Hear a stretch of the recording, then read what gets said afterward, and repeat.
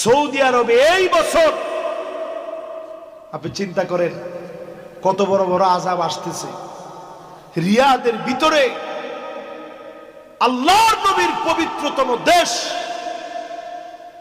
সেই দেশের ভিতরে, রিয়াদের ভিতরে কাবার মতো করে মঞ্চ সাজায়া পপ তারকাদেরকে নিয়ে, অর্ধ উলঙ্গ মহিলাদেরকে দিয়ে ড্যান্স দেওয়াইছে।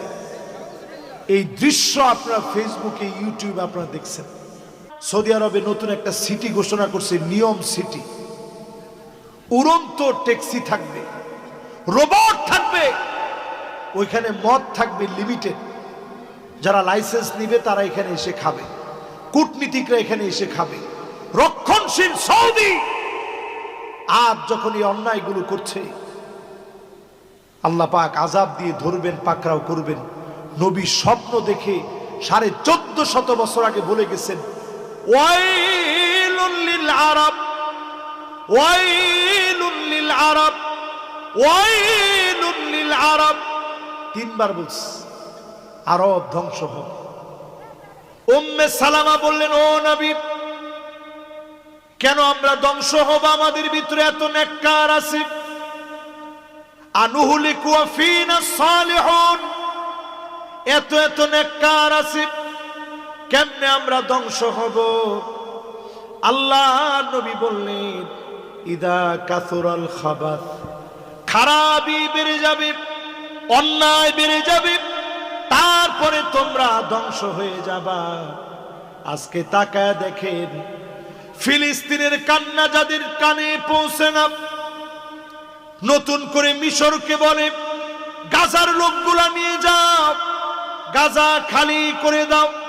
ট্রাম্পের জন্য 2025 ভয়াবহ হবে। ইউরোপের ভিতরে কয়েকটা যুদ্ধ লাগবে, বলেন আল্লাহু আকবার। এই মাহফিল আজকে আমি বললাম, ইনশাআল্লাহ আপনারা লিখে রাখেন, 2025 আল্লাহর একটা আযাব আর গজবের বছর। জেনেই উল্টাপাল্টা হবে, ওই জায়গায় আল্লাহ ধরবেন। প্রত্যেক বছরই আল্লাহ ধরেন। আওয়ালা ইয়ারাউনা আন্নাহুম ইফতানুনা ফি কুল্লি আমিন মাররাতান আও মাররাতাইন সুম্মা লা ইয়াতুবুনা ওয়ালা হুম ইয়াযাক্কারুন।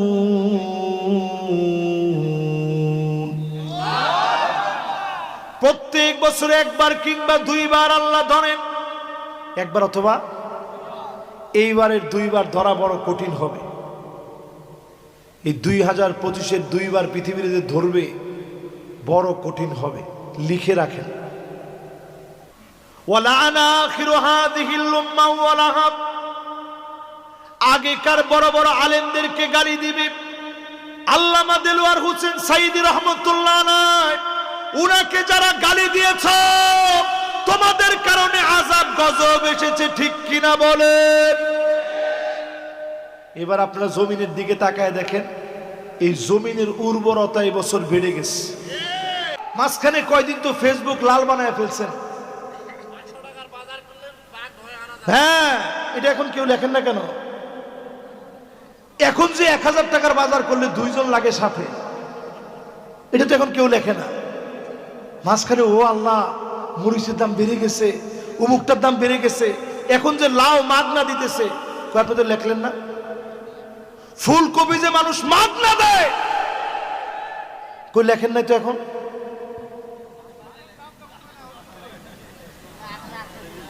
ও, এটা লিখবেন না, লিখবেন ওইটা। আমি মনে করি বাংলাদেশের মাটির উর্বরতা আল্লাহ বাড়ায় দিয়েছে, ঠিক কিনা বলেন? এইবার পরিষ্কার ভাবে শুনেন, কি কি আযাব আসবে। আযাব আসবে, ফালইয়ারতাকিবু ইনদা যালিকা রিহান হামরা, বাতাসের সঙ্গে আগুন আসবে, চতুর্দিক ঘিরে ফেলবে। লস অ্যাঞ্জেলেসের আযাবটা দেখেন, বাতাসের সঙ্গে আগুন আসছে, চতুর্দিক ঘিরে ফেলেছে, আগুনের উৎপত্তি কেউ জানে না। আপনি মনে করবেন বাংলাদেশে আসে নাই, কিশোরগঞ্জে দাও দাও করে আগুন জ্বলে গেছে। আপনারা এই সংবাদ দেখছেন না ফেসবুকে? তাহলে আপনারা কি মনে করেন এই আযাব কি আমাদের দেশে আসে কিনা? আসে। কিন্তু শুধুমাত্র এই মানুষগুলা নামাজি, দিনদার, আল্লাহওয়ালা, এদের কারণে যিনি উঠায় নেন তিনি কে? এরপরে আযাব আসবে ভূমিকম্প। ধারণা করা হচ্ছে ঢাকা শহরে যে ভূমিকম্প হবে 2032 সনের ভিতরে, বর্তমান ভূতত্ত্ববিদেরা বলছে বাংলাদেশ নামক দেশটা বিলীন হয়ে যেতে পারে। নাউজুবিল্লাহ কর। নাউজুবিল্লাহ তো এখনো কইলেন না, জোরে কর। তাহলে এই যে ভূমিকম্প এই মাসের ভিতরে, ফেব্রুয়ারিতে হয় না, জানুয়ারিতে 2বার ভূমিকম্প হয়েছে, ছোট ছোট মাত্রায় হয়েছে। ধরেন 5 মাত্রায় 4 মাত্রায় ছোট ছোট ভূমিকম্প হয়েছে। এটারে যদি আল্লাহ 9 মাত্রা বানায় দেয়, ঢাকা শহর তছনছ হয়ে যাবে। কত লোক বেনামাজি হয়ে আল্লাহর সামনে দাঁড়াবে, কত লোক জালেম হয়ে আল্লাহর সামনে দাঁড়াবে। আল্লাহর হক আদায় করা বুঝেন। সারা দুনিয়ায় মুসলমান মার খাচ্ছে 2 কোটি মানুষ। 20 কোটি মুসলমানের মাথার উপরে ছাদ নাই, গরম গরম ভাত খাওয়ায়া বাংলাদেশে যাদেরকে আল্লাহ রেখেছে, এরপরেও যদি নামাজ না পড়েন, যিনি পাকড়াও করবেন, আযাব দিবেন, তিনি কে? এরপরে আযাব আসবে, ভূমি ধস হয়ে যাবে, হঠাৎ করে বিল্ডিং সহ টেনে নিয়ে যাবে মাটি। এরকম আযাব পঞ্চগড়ে আসছে, বাংলাদেশে, ক্যালিফোর্নিয়া আসছে, ওয়ার্ল্ডের বিভিন্ন দেশে আসছে। এটা সামনে বাড়বে বাড়বে বাড়বে। চিন্তা করেন, আপনি নামাজ পড়েন না, মাটি টান দিয়ে নিয়ে গেছে, অবস্থা কি? এরপরে আযাব আসবে, আত্মহত্যা বেড়ে যাবে। জয়পুরহাটে বাড়ছে না কমছে? কিছু থেকে কিছু হইলে আত্মহত্যা করে। আত্মহত্যার আগে কালেমা পড়ে নেয়, লা ইলাহা ইল্লাল্লাহ মুহাম্মাদুর রাসূলুল্লাহ। মানুষ কত ফাজিল হইতে পারে চিন্তা করতে পারেন। একজন মদ খাইতেছে বাম হাতে, আরেকজন পাশ থেকে মনে করাই দিছে, হে বেটা ডান হাতে খা। দেখি বাম হাতে খাওয়ার জিনিস? ওটা মুসলমান কি বাম হাতে খাইতে পারে? ডান হাতে খা। উনি আত্মহত্যা করতেছে, উনি কালেমা পড়তেছে আর বলতেছে, আল্লাহ আপনি সাক্ষী থাকেন, আমারে মাফ করে দিন। নবীজি বলতেছেন এরপরে আযাব আসবে, ছেলে মেয়ে হয়ে যাবে, মেয়ে ছেলে হয়ে যাবে। আরে শরীফ শরীফ তো মাত্র, আপনি আপনার ঘরে কত শরীফ বানায় ফেলছেন। যেই মেয়েরা আপনি প্যান্ট শার্ট কিনে দিচ্ছেন, সে তো অলরেডি শরীফ। আপনি না শরীফা মনে করেন, সে তো অলরেডি শরীফ হয়ে হাঁটতেছে, ঠিক কিনা কম? আবার তাকে দেখবেন ছেলেরা বড় বড় লম্বা লম্বা চুল রাখতেছে। ইদানি আমি কয়েকজনে জিজ্ঞাসাও করছি, কিরে চুল যে এত বড় বড়? হুজুর সুন্নত সুন্নত। আমি কইলাম যে সুবহানাল্লাহ, ফুলাফান সুন্নতের প্রতি এত মহব্বত বেড়ে গেছে, আল্লাহু আকবার। ওই ভাই যেরকম বলছে এরকম আমি আল্লাহু আকবার কইছি। কোয়ার পরে কইলাম তোমার ফরজের খবর কি? চলতেছে হুজুর। সুন্নত এত বড় বড় বাবরি, মাঝখানে আবার একটা ব্যান্ড লাগাইছে মহিলাদের মতো, দেখছেন আপনারা? এরপরে দেখি বিরাট বিরাট দাড়ি। দেখেন এই কথাগুলো বলার সময় যুবকরা আসতেছে, যে ওয়াজটা তো শোনা দরকার। বিরাট বিরাট দাড়ি। আমি মনে করছি সুবহানাল্লাহ, ওয়াজের তো তাসির হয়ে গেছে। তাহলে এত পরিমাণ ছেলে পেলে এখন দাড়ি রাখতেছে। পরে শুনি যে দাড়ি আসলে আমাদের ওয়াজে রাখে নাই, তামিল মুভি দেখা বিভিন্ন জন প্রভাবিত হয়ে তামিল নায়কদের মতো দাড়ি রাখা শুরু করে দিচ্ছে। এরপরে দেখবেন আযাব আসবে, চেহারা বাঁকা হয়ে যাবে, বিকৃত হয়ে যাবে। শুধু ইউটিউবে সার্চ করে দেখেন 2024-এ কত ফেমাস ফেমাস ব্যক্তি এরকম চেহারা টার্ন হয়ে গেছে, একদিকে প্যারালাইজড হয়ে গেছে। এটা আল্লাহর তরফ থেকে একটা আযাব, ঠিক কিনা বলেন? কিছু হইলেই বলতে, খতিব সাহেব থামেন। তুমি যে খতিবের উপরে একটু আঙ্গুলটা উঠায় কইছো থামেন, তুমি একটাবার চিন্তা করো নাই সামুদ জাতিরে যিনি ধ্বংস করে দিয়েছেন তিনি কে? হাত দিয়ে তারা বেয়াদবি করে অর্জন করেছে, তাইলে হুজুর তারা কেন ধ্বংস হয় নাই? 16 বছরে তেমন কিছুই কেন হয় নাই? আল্লাহ নবী দোয়া করে গেছেন, আল্লাহ আমার উম্মতদেরকে আযাব দিন না। আল্লাহ বললেন উল্টা পাল্টা করলে আযাব আসবে, মিন ফাওকিকুম, আকাশ থেকে আযাব আসবে। নবীজি কান্না শুরু করছেন, আউযু বিওয়াজহি, আল্লাহ পানা চাই, উম্মতরে দেখি না এত বড় আযাব দিন। আল্লাহ আয়াত নাযিল করলেন, আও মিন তাহতি আরজুলিকুম, আযাব আসবে পায়ের নিচ থেকে, ভূমিকম্প হবে, সিডর হবে, আমপান হবে, নারগিস হবে, একটার পর একটা আযাব আসবে। নবী আবার কানলেন, আল্লাহ আপনি এত বড় আযাব দিন না। 3 নম্বরে আল্লাহ জানাইলেন, আও ইয়ালবিসাকুম শিয়া ওয়া ইউযীক বা'দুকুম বা'সা বা'দ। ও নবী, আযাব আসবে, আপনার উম্মত দলাদলিকে জামা বানায় নিবে। আও ইয়ালবিসাকুম শিয়া ওয়া ইউযীক বা'দুকুম বা'সা বা'দ, দলাদলি করাকে আপনার উম্মত লিবাস বানায় নিবে। জোরে কোন, কি বানায় নিবে? আচ্ছা কত দেখি, এই পোশাকটা আমার বেশি কাছে, বেশি আপন, না পাঞ্জাবিটা বেশি আপন?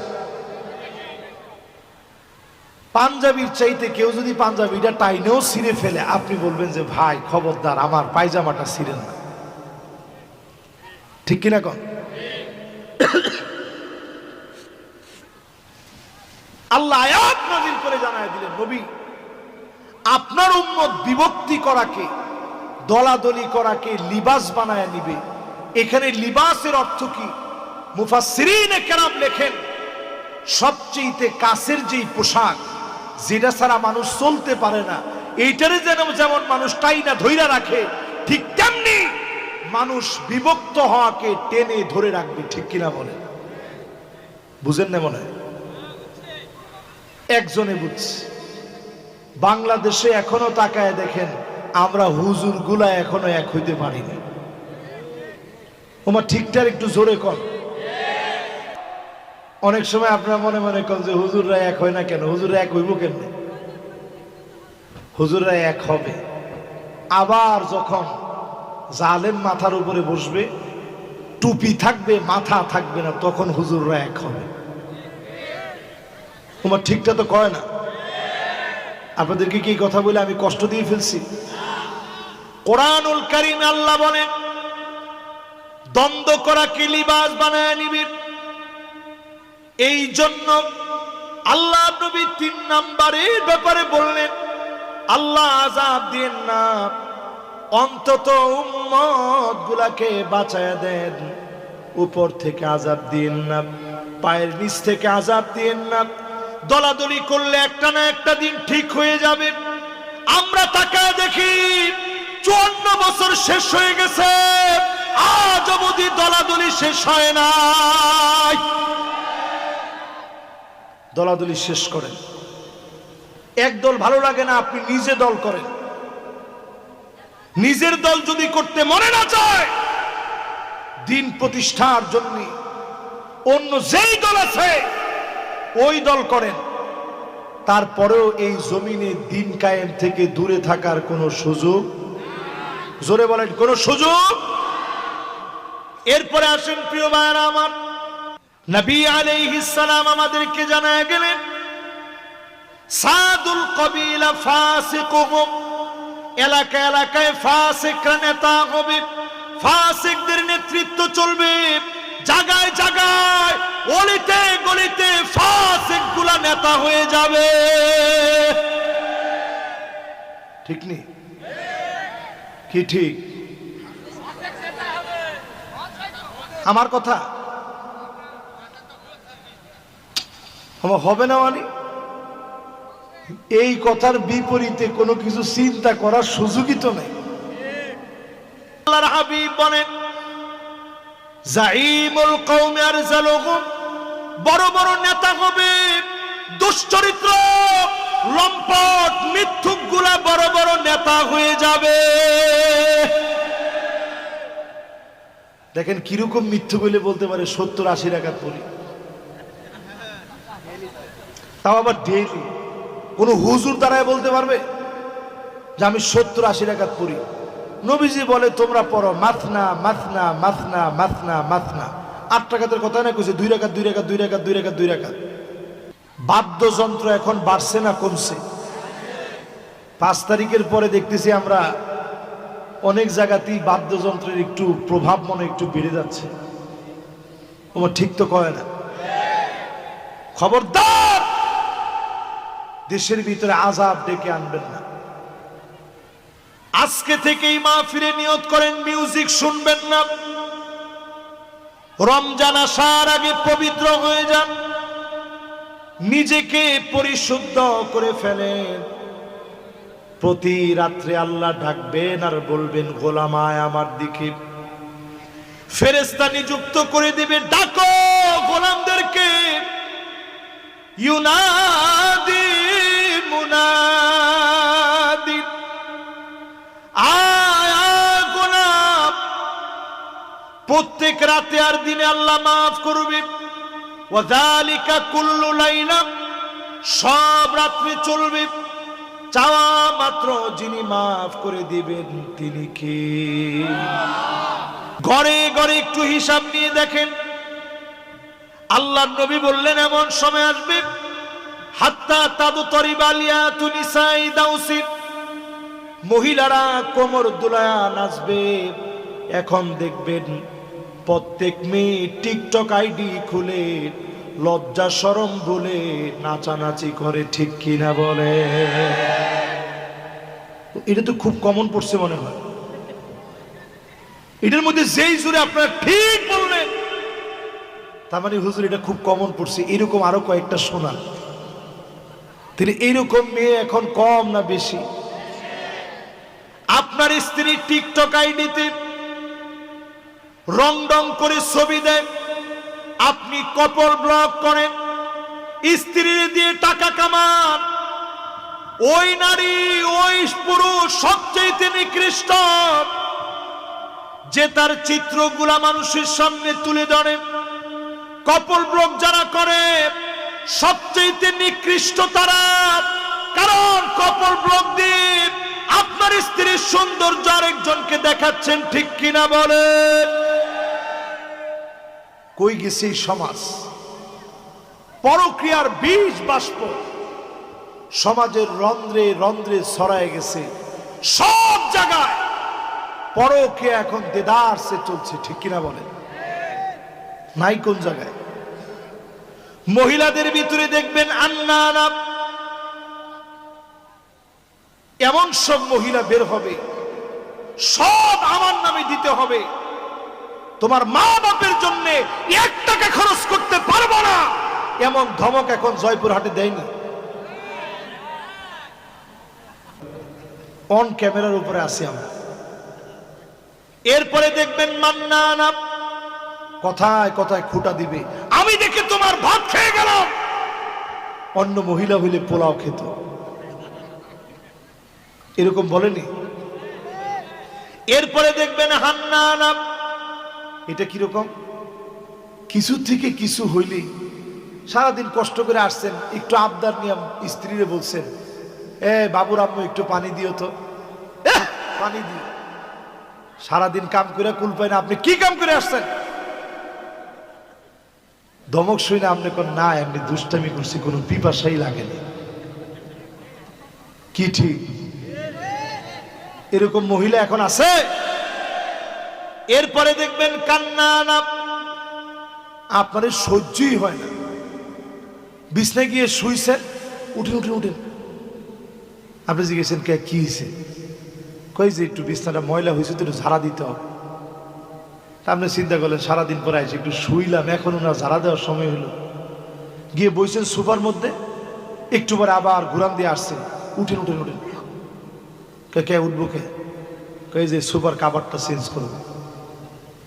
আপনি চিন্তা করলেন আল্লাহ, এই জমিনের মধ্যে আমার মনে হয় কোনো জায়গা নাই। এরকম আছে না নাই? এরপরে দেখবেন হাত ডাকা কিছু একটা কিনে নিয়ে গেছেন, ঢাকা গেছিলেন, একটা শাড়ি নিয়ে আসছেন স্ত্রীর জন্য, নিয়ে শাড়িটা দিছেন, দেখো কি সুন্দর শাড়ি, দেখা মাত্র একটু দৌড়, এটা কোনো কালার হইল, এই কালার টিকবে না, মনে হয় মরে যাবে। এরকম আছে না নাই? এরপরে দেখবেন সাদ্দা কাপ, সমাজের ভিতরে এমন মহিলা বাড়বে, কথায় কথায় তর্ক করবে, করে এতক্ষণ যা বলছেন বলছেন, এখন আর কিচ্ছু বলেন, একটু চুপ থেকে। এরপরে দেখবেন বাররা কাপ, শুধু তর্কই করবে না, লাঠি নিয়ে স্বামীরে পিটাইতেও দেরি করবে না, এমন মহিলা আছে না নাই? আমার তো মনে হয় অন্যগুলা কম থাকলেও এইটা মনে এখন বেড়ে গেছে। যেই জোরে না করার পরেও আপনারা ঠিক বলছেন। তাহলে এবার চিন্তা করেন, মহিলা কি এখন মহিলা আছে? এবার ভালো দু একটা বলি, ভাই বলছে যে হুজুর ভালো তো আছে, এবার ভালো দু একটা গল্প শোনাই। আপনারা কয়জন লোক আগে ঘরে গিয়ে সালাম দেন? একজনও নয় তো ঘরের বউটা ভালো হইব কেমনে? একজনও নয়। একের সত্যি কথা উনি বলছে, ঘরে গিয়ে জীবনে কোনোদিন ঘর ঝাড়ু দিচ্ছেন এরকম বীর পুরুষ কেউ আছেন? একজনে হাত তুলছে, উনি মনে বিয়ে শাদী মাত্র করছেন। এই যে ঘরের মধ্যে গিয়া ঘর ঝাড়ু দেওয়া, এটা নবীজির রেখে যাওয়া একটা সুন্নাত। কয়জন দেন?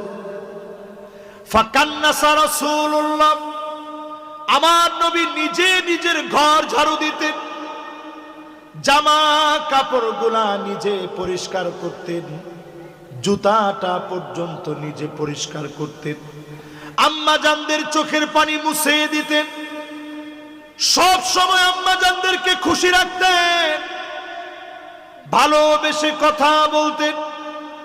আম্মা জানরা অসুস্থ হলেন আল্লাহ নবী পাশে বসে আদর করে দিতেন, মহব্বত নিয়ে কথা বলতেন। যেই জায়গায় ঠোঁট লাগায় আম্মা জান পান করেছে, একই জায়গায় ঠোঁট লাগায় পান করতেন, একই প্লেট থেকে খেতেন, রাত্রি বেলায় ঘুরতে নিয়ে যেতেন, আম্মা জানদেরকে মহব্বত দিয়ে কথা বলতেন, নাম ধরে ধরে ছোট ছোট নাম নিয়ে ডাকতেন, আদর করে মহব্বতের নামে ডাকতেন। আম্মা জান আয়েশাকে বলতেন, হুমায়রা, রেগে গেলে তুমি লাল হয়ে যাও। তো হুমায়রা বললেই আম্মা জান সাথে সাথে হাসি দিয়ে দিতেন, জোরে করে আল্লাহু আকবার। কয়দিন এরকম মহব্বত দেখাইছেন, এই জন্য বউয়ের মতো নাই। শুরিবাতিল খামর, মদ বেড়ে যাবে, ফেন্সিডিল আফিম বেড়ে যাবে, চতুর্দিকে অন্যায় বেড়ে যাবে। এরপরে যিনি আযাব আর গজব দিবেন তিনি কে?